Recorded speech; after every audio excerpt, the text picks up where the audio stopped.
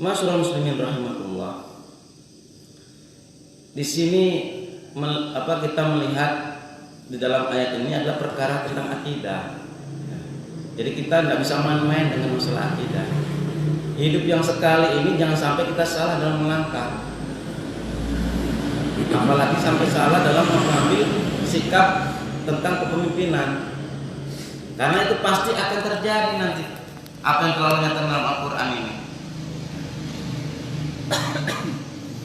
Di dalam ayat Allah yang lain juga Allah jelaskan ketika manusia itu dibolak-balikan yauma tuqallabu wujuhum, dibolak-balikan wajahnya itu finnar, di dalam api neraka, baru mereka nyesal.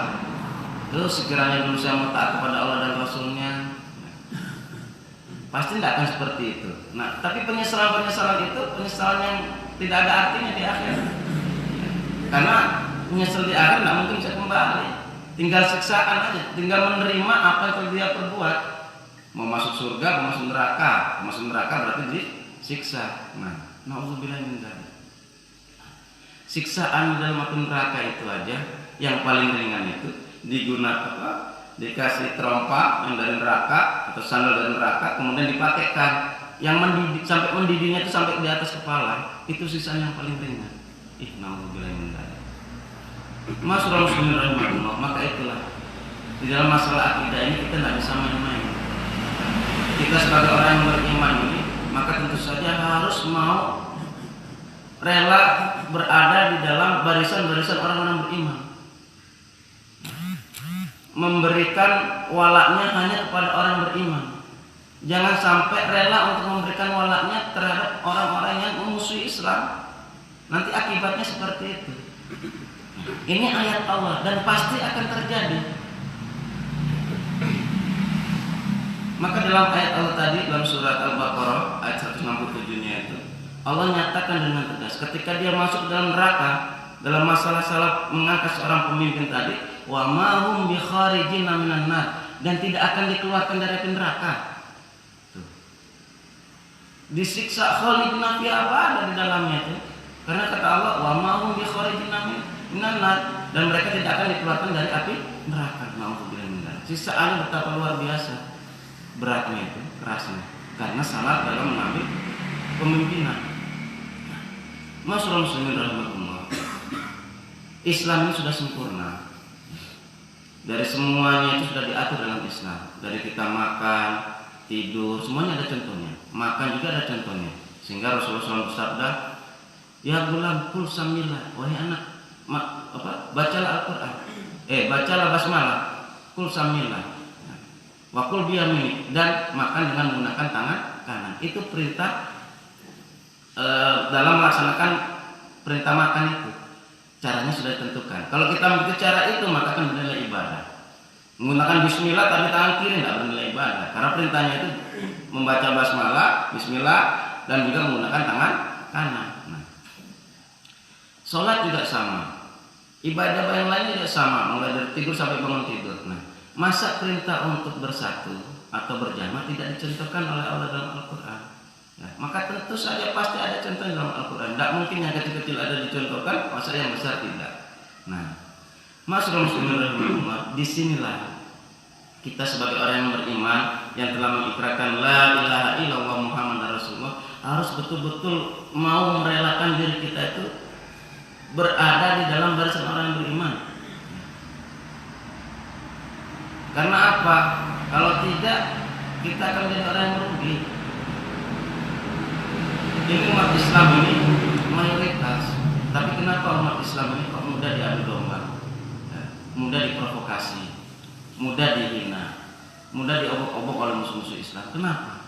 Yaitu karena umat Islam tidak bersatu. Tapi kalau umat Islam itu bersatu, maka umat Islam itu menjadi kuat, punya izah, punya kemuliaan, dan dalam melaksanakan ajaran Allah dan Rasulnya bisa secara kafah di muka bumi ini. Kalau umat Islam bersatu. Tapi kalau umat Islam tidak bersatu, ajaran Allah tidak akan bisa terlaksana secara kafah. Dan umat Islam juga tidak punya izah.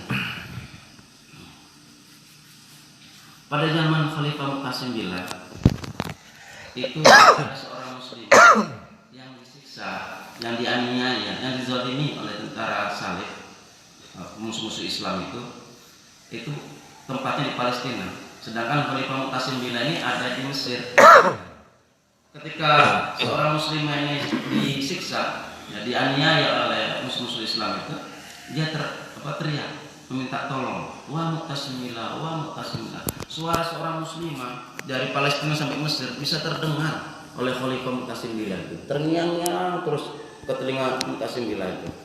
Ketika mau minum Khalifah Mu'tasim Billah itu tidak jadi karena terngiang-ngiang suara seorang muslimah itu. Langsung diletakkan, tidak jadi minum, langsung mengirim pasukannya itu. Dan diibaratkan dalam sejarah itu mengirim pasukannya diibaratkan seperti halnya menggelar karpet. Kalau menggelar karpet dari depan istananya itu berjajar pasukannya sampai ke Palestina, hanya membebaskan seorang muslimah yang dianiaya. Ya. Coba kalau umat Islam itu bersatu. Tapi sekarang berapa banyak muslimah, berapa banyak anak-anak muslim, pemuda-pemuda muslim atau orang-orang muslim yang dianiaya, dizalimi oleh musuh-musuh Islam itu. Yang kita hanya bisa berdoa saja. Tidak bisa membantu. Karena kenapa? Karena umat Islam tidak bersatu. Tapi kalau umat Islam itu bersatu, ya, sebagaimana yang telah diperintahkan oleh Allah dan Rasulnya, umat Islam akan punya izah, punya kekuasaan, punya kekuatan untuk bisa membantu membela saudara-saudara kita yang dizalimi.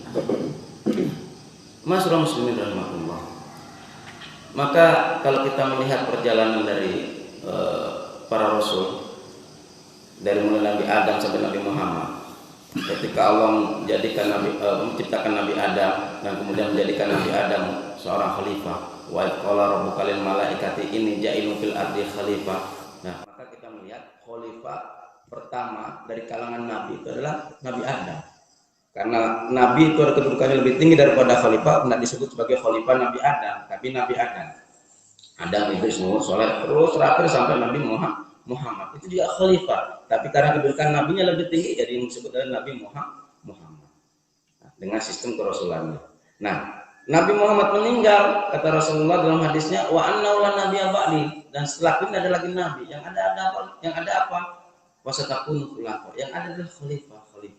Itu adalah sistem kepemimpinan umat Islam dalam rangka untuk beribadah kepada Allah, dalam rangka untuk melaksanakan perintah Allah, wa'tasimu bihablillahi jami'an wa la tafarraqu.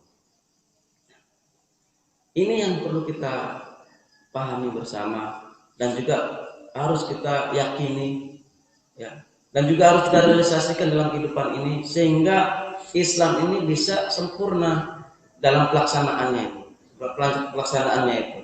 Nah, kalau enggak dengan itu, maka pelaksanaan Islam itu tidak akan bisa secara kafah. Sebagian nanti sesuai dengan keinginannya dilaksanakan, yang enggak sesuai enggak. Jadi begitu. Nah, sedangkan perintah Allah, ya ayyuhalladzina amanu dukhulu fis silmi kafah.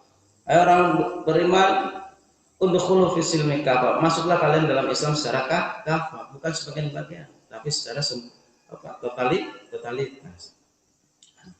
Masyaallah muslimin rahmatullah, kita sebagai orang beriman jangan alergi dengan nama khilafah, karena khilafah itu ajaran Allah dan Rasulnya yang sudah ada namanya dalam Al-Quran, dan itu adalah perintah Allah dan Rasulnya untuk umat Islam agar dia bersatu berjamaah dalam sistem kekhalifahan bagaimana yang telah dicontohkan oleh orang-orang terdahulu.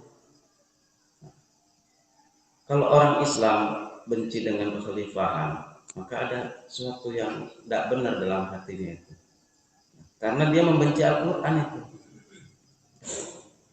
Maka mudah-mudahan kita ini yang telah mengikrarkan la ilaha illallah Muhammadar Rasulullah, betul-betul kita ikrarkan itu dalam hati kita, dan juga kita realisasikan dalam kehidupan kita. Mudah-mudahan apa yang kita ikrarkan itu semua dapat kita realisasikan dalam kehidupan kita, dan kita bertanggung jawab di hadapan Allah Subhanahu wa taala. Sahabat-sahabatku sekalian dirahmati Allah, dalam proses yang singkat ini kami sampaikan bahwa sudah saatnya umat Islam saat ini itu harus bersatu, harus berjamaah dalam wadah kepemimpinan umat Islam itu sendiri, yaitu sistem khilafah, dalam rangka untuk beribadah, dalam rangka untuk melaksanakan perintah Allah ini, agar perintah Allah ini dapat terlaksana secara kafah.